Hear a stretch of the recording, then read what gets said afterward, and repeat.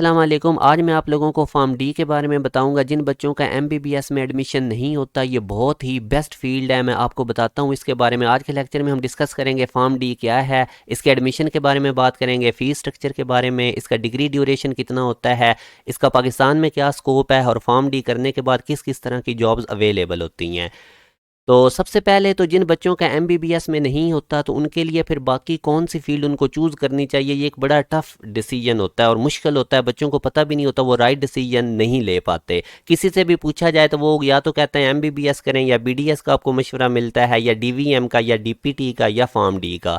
तो मैं pharm D को रखता हूँ एमबीबीएस बीडीएस के बाद तीसरे नंबर पर। अब मैंने इसको तीसरा नंबर क्यों दिया है, ये बहुत अच्छी फील्ड है। एमबीबीएस और बीडीएस के बाद फार्म डी करना चाहिए, क्योंकि ये वाहिद फार्म डी है जो ये पाकिस्तान की जो फार्मेसी कौंसिल है उधर से ये रिकॉग्नाइज्ड है। जबकि डीपीटी की अगर बात की जाए तो इसके लिए इस तरह की कोई कौंसिल भी नहीं है।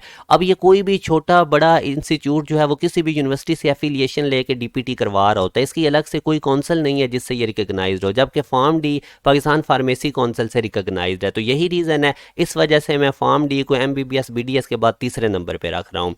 अब हम देखते हैं कि फार्म डी के अंदर स्टूडेंट्स ने क्या स्टडी करना होता है। जैसा कि ये फार्मेसी मेडिसिन इसका मतलब है, इसमें आप लोगों ने 5 साल के अंदर मेडिसिन की डिस्कवरी के रिलेटेड पढ़ना है, उनकी डेवलपमेंट के रिलेटेड, यूजेस और मिस यूजेस मेडिसिन के, और उनका बॉडी पे क्या इफेक्ट है।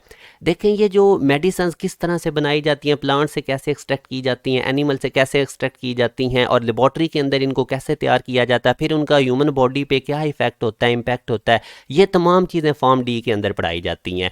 इसके अलावा आप लोगों को एक मार्केटिंग का सब्जेक्ट भी पढ़ाया जाता है कि एक कंपनी में अगर कोई मेडिसिन बनती है तो उसको किस तरह से डिस्ट्रीब्यूट करना है, उसको किस तरह से ऊपर लेके आना है। तो इस तरह की भी इंस्ट्रक्शंस आपको दी जाती हैं। यानी कि आप ऐसे समझें कि जितनी भी मेडिसिन हैं, टैबलेट की फॉर्म में, कैप्सूल की फॉर्म में या इंजेक्शन की फॉर्म में, वो सारी की सारी फार्मासिस्ट के अंदर प्रिपेयर की जाती है, फार्मासिस्ट इंडस्ट्री के अंदर।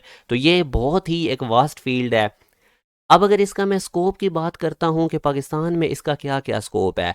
हॉस्पिटल फार्मासिस्ट की गवर्नमेंट सेक्टर में एक सीट होती है 17 स्केल की। ये सिर्फ जिन बच्चों ने फार्म डी किया होता है वो इसके अंदर अप्लाई कर सकते हैं। कंपटीशन का एग्जाम उन्होंने देना होता है पीपीएससी एफपीएससी का, तो ये बहुत अच्छी जॉब है।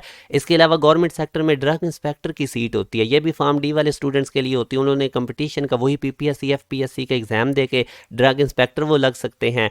इसके अलावा सेल्फ फार्मेसी, आप अपनी फार्मेसी बना सकते हैं अगर आपका बिजनेस माइंड, और ये इस वक्त टॉप 3 पाकिस्तान में बिजनेस है। मेडिसिन आप खुद भी देख सकते हैं कि कितनी इनकी डिमांड है। अब इसके अलावा फार्मासिस्ट इंडस्ट्री के अंदर आप काम कर सकते हैं। फार्मास्यूटिकल इंडस्ट्रीज़ में एज अ फार्मासिस्ट वो वही होता है कि मेडिसिन कैसे बनाई जाती हैं, उनकी ह्यूमन बॉडी पे क्या इंपैक्ट्स होते हैं, इस तरह की चीज़ें इसमें होती हैं। अब ये मोस्ट इंपॉर्टेंट है, क्लिनिकल फार्मासिस्ट। इसमें क्या होता है, जिन बच्चों का फार्म डी, जिन बच्चों का एमबीबीएस में नहीं होता, वो 5 साल की डिग्री लेते हैं फार्म डी की, फिर वो यूरोपियन कंट्रीज़ में चले जाते हैं स्कॉलरशिप पे। यूरोपियन कंट्रीज जिस तरह ऑस्ट्रिया, नॉर्वे, हंगरी, इनके अंदर बहुत स्कॉलरशिप्स होते हैं फार्म डी वाले स्टूडेंट्स के लिए। तो उधर चले जाते हैं ये हायर स्टडीज़ के लिए, इधर से 5 साल की फार्म डी की डिग्री लेने के बाद वहाँ पर ये रिसर्च करते हैं लेबॉर्ट्रीज़ के अंदर, या आप कह सकते हैं कि क्लिनिकल डिप्लोमा करते हैं। वो 2 साल की हायर स्टडीज़ करने के बाद जब ये स्टूडेंट्स वापस आते हैं तो फिर ये एज अ फिजिशियन काम करते हैं, लाइक एमबीबीएस, यानी कि फिजिशियन हार्ट का, या आप कह सकते हैं कि लंग्स का, नेफ्रोलॉजिस्ट के तौर पे फिजिशियन उनका काम करते हैं। तो ये बिल्कुल एमबीबीएस की तरह प्रैक्टिस कर रहे होते हैं, मगर शर्त क्या है, पहले करना होता है फार्म डी 5 साल का, फिर हायर स्टडीज़ के लिए 2 साल का ये क्लिनिकल डिप्लोमा जो मैं बता रहा था, ये यूरोपियन कंट्री से स्कॉलरशिप पे करके फिर वापस आना होता है। तो अब इसके अलावा आप ये देखें कि ये डॉक्टर ऑफ मेडिसिन करने के बाद अपना क्लिनिक बना सकते हैं, वहाँ पर प्रैक्टिस कर सकते हैं, लाइक एमबीबीएस जिस तरह डॉक्टर्स कहते हैं। तो अब देखें कौन कहता है कि एमबीबीएस के अलावा बंदा डॉक्टर नहीं बन सकता। तो अब मैंने आपको ये सारा रास्ता दिखा दिया है, आगे अब आप लोगों ने इस पे अमल करना है। इसके अलावा अगर हम एडमिशन्स की बात करते हैं तो जो हमारे पास गवर्नमेंट सेक्टर में भी इसकी सीट्स होती हैं, ऑलमोस्ट समझ लें कि गवर्नमेंट सेक्टर की यूनिवर्सिटी में 120 तक सीट्स होती हैं, 60 मॉर्निंग में और 60 आपके पास सेल्फ सपोर्टिंग में। और अगर गवर्नमेंट में टॉप 3 यूनिवर्सिटी फार्म डी के लिए देखी जाए तो वो पंजाब यूनिवर्सिटी है। इधर बहुत ज़्यादा बच्चे अप्लाई कर रहे होते हैं, कंपटीशन बहुत हाई होता है। तो आपने कोशिश करनी है कि गवर्नमेंट सेक्टर की ही आपको यूनिवर्सिटी मिले। वो आप गूगल भी कर सकते हैं, आपको काफ़ी यूनिवर्सिटीज़ नज़र आ जाएंगी गवर्नमेंट सेक्टर की जो कि फार्म डी ऑफर करती हैं। जैसे यूनिवर्सिटी ऑफ सरगोदा है, इसकी भी तकरीबन आप अगर मैं चेक कर रहा था इसकी तकरीबन 40,000 से 50,000 के दरमियान इसकी फ़ीस होती है एक सेमेस्टर की। तो ये भी अच्छी यूनिवर्सिटी है फार्म डी के लिए।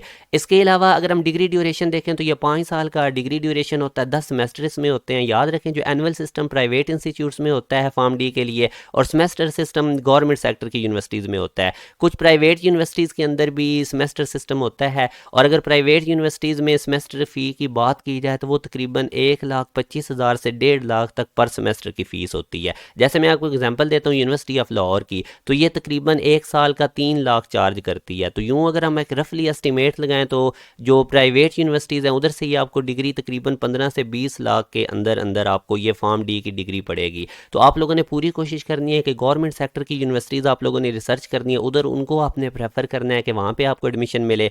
और कुछ एफिलिएटेड इंस्टीट्यूट्स भी होते हैं गवर्नमेंट यूनिवर्सिटी के साथ, उधर भी ज़रा फीस कम होती है। तो ये अब आपको मैंने सारा फार्म डी के बारे में बताया, one of the best field है। मैंने आपको इसका सारा स्कोप बता दिया है, किस तरह से ये आप करके किस तरह एज अ डॉक्टर आप काम कर सकते हैं। तो बहुत अच्छी फील्ड है, इसके ऊपर पूरी आप लोग रिसर्च करें, इसके लिए इंस्टीट्यूट से रिसर्च करें।